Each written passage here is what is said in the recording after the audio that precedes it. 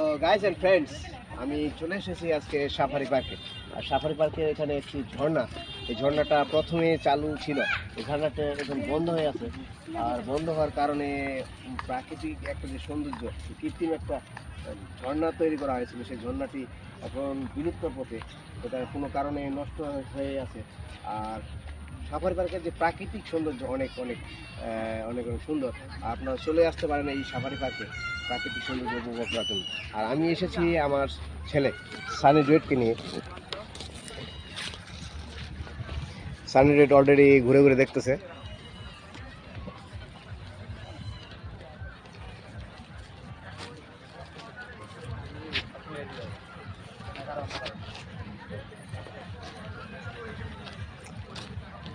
তুমি এই ঝর্ণা আগে দেখছিলে?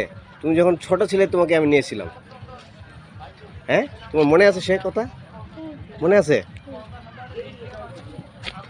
আর সানি ডুয়েট যখন বয়স 3 বছর তখন আমি নিয়েছিলাম, তখন এই ঝর্ণাটি চালু ছিল।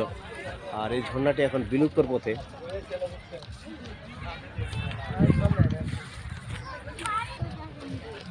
সানি ডুয়েট অলরেডি ঘুরে ঘুরে দেখতেছে ঝর্ণাটির অবস্থা, বর্তমান চিত্র খুব একটা করুণ চিত্র।